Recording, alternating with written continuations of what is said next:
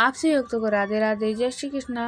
रोजाना ऐसी और भी श्रीमद् भगवद गीता की वीडियोस देखने के लिए सब्सक्राइब करें हमारे चैनल श्री गौरी गिरधर को। इससे पहले की वीडियोस में हमने श्लोक नंबर 143 तक पढ़ लिए हैं।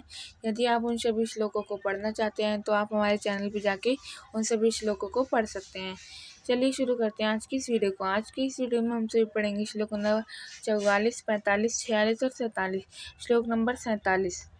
उत्सन्नकुलधर्माणां मनुष्याणां जनार्दन नरके नियतं वासो भवति तयेनुशुश्रुमा। अर्थ है, हे जनार्दन, हमने सुना है कि जिनके यहाँ कुल धर्म नष्ट हो जाता है उन मनुष्यों का अनियत काल तक नरक में वास होता है। व्याख्या। इसके उपरांत भी भगवान कुछ नहीं बोले। अब अर्जुन की स्थिति ऐसी हो गई थी कि वह न तो चुप रह सकता था और न उसको नए तर्क ही सूझ रहे थे, परंतु भगवान के मौन रहने का प्रभाव भी अनूठा ही था। इस श्लोक में अर्जुन पारंपरिक कथन ही उद्धृत करता है। हिंदुओं के लिए धर्म ही संस्कृति है, इसलिए कुल धर्म के महत्व पर पर्याप्त प्रकाश डाला जा चुका है। इसी कारण अर्जुन यहाँ एक बार फिर कुल धर्म नाश के दुष्परिणामों की ओर ध्यान आकर्षित करता है। श्लोक नंबर 45। अहो बत महत् पापम कर्तुं व्यवसिता वयम् यद्रा राज्य सुख लोभेन हन्तुं स्वजनमुद्यता। अर्थ। अहो, शोक है कि हम लोग बड़ा भारी पाप करने का निश्चय कर बैठे हैं, जो 21 राज्य सुख के लोभ में अपने कुटुंब का नाश करने के लिए तैयार हो गए हैं। व्याख्या। इस श्लोक में अर्जुन की बौद्धिक निराशा और मन की थकान स्पष्ट दिखाई पड़ती है, जो वास्तव में बड़ी दयनीय है। आत्मविश्वास को खोकर वह कहता है, अहो हम पाप करने को प्रवृत्त हो रहे हैं इत्यादि। इस वाक्य से स्पष्ट ज्ञात होता है कि परिस्थिति पर अपना प्रभुत्व स्थापित करने के स्थान पर अर्जुन स्वयं उसका शिकार बन गया है। आत्मविश्वास के अभाव में एक कायर के समान वह स्वयं को असहाय अनुभव कर रहा है। मन की यह दुर्बलता उसके शौर्य को क्षीण कर देती है और वह उसे छिपाने के लिए महान प्रतीत होने वाली युक्तियों का आश्रय लेता है। युद्ध के लक्ष्य को ही उसने गलत समझा और फिर धर्म के पक्ष पर स्वार्थ का झूठा आरोप वह केवल अपनी कायरता के कारण करता है। शांति प्रियता का उसका यह तर्क अपनी सामर्थ्य को पहचान कर नहीं, वरन मन की दुर्बलता के कारण है।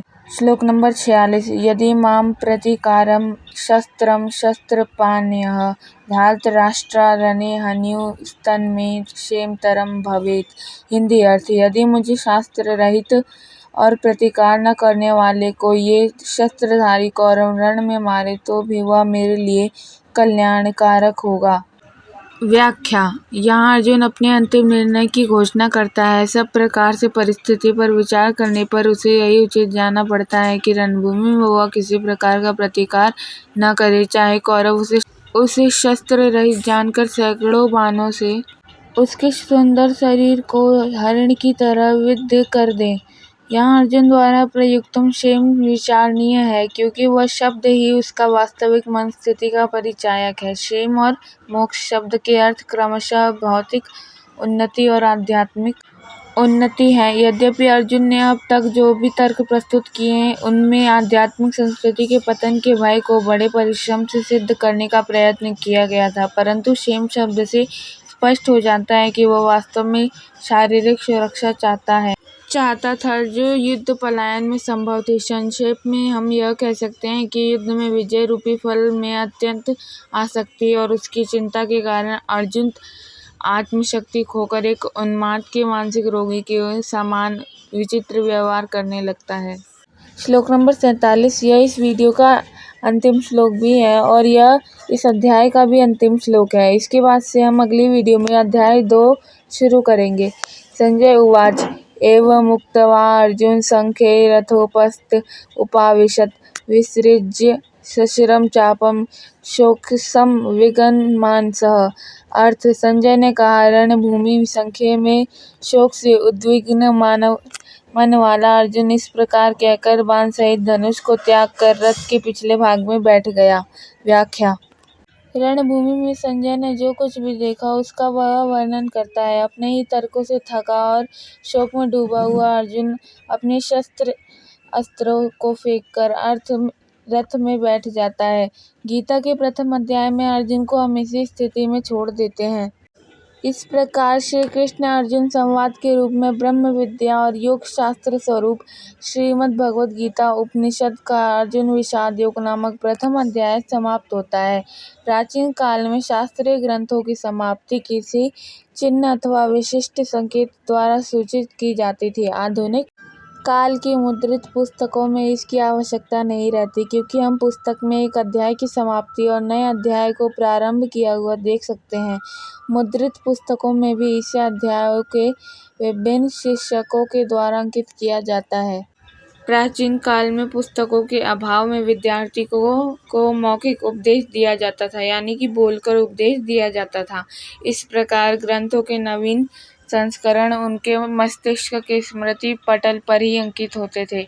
उस समय बोलकर उपदेश होने के कारण विद्यार्थीगण उसे कंठस्थ कर लेते थे, इसलिए यह आवश्यकता थी कि एक अध्याय की समाप्ति और दूसरे अध्याय का प्रारंभ बताने के लिए कोई सूचक चिन्ह या निशान हो। उपनिषदों में इसे सूचित करने के लिए अध्याय के अंतिम मंत्र अथवा मंत्र के अंतिम अंश को 2 बार दोहराया जाता है, परंतु गीता के प्रत्येक अध्याय के अंत में केवल एक संकल्प वाक्य पाया जाता है। प्रत्येक अध्याय के संकल्प वाक्य में अंतर केवल अध्याय की संख्या और उसके विशेष नाम का ही है।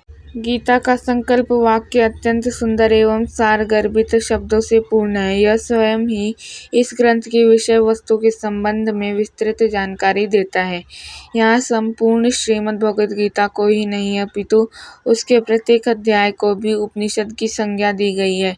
18 अध्याय गीता उपनिषद के प्रथम अध्याय का नाम अर्जुन विषाद योग है। इन अध्याय को उपनिषद कहने का कारण यह है कि इनमें उपनिषद के विषय का ही प्रतिपादन किया गया है। इनके लक्ष्यार्थ को ऐसे पाठक गण नहीं समझ सकेंगे जो बिना किसी पूर्व तैयारी के इनका अध्ययन करेंगे।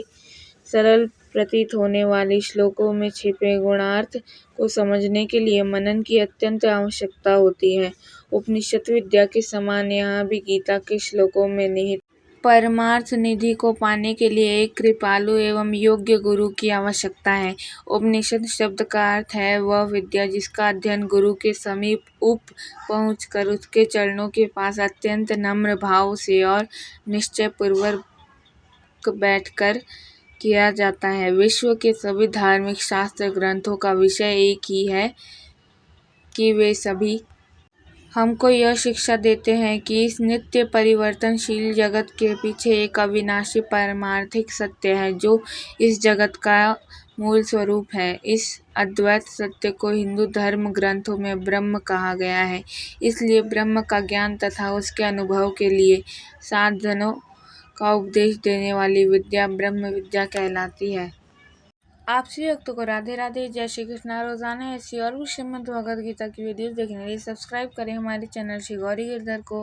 और आज की इस वीडियो में हमने अध्याय 1 कंप्लीट कर लिया है। अगली वीडियो से हम लोग अध्याय 2 को शुरू करेंगे। यदि आप सभी चैनल पर नए हैं तो चैनल को ज़रूर सब्सक्राइब करें ताकि आप आने वाली वीडियोज़ को देख सकें। आप सभी भक्तों को राधे राधे, जय श्री कृष्णा, जय बिहारी जी की जय। जय श्री राधे।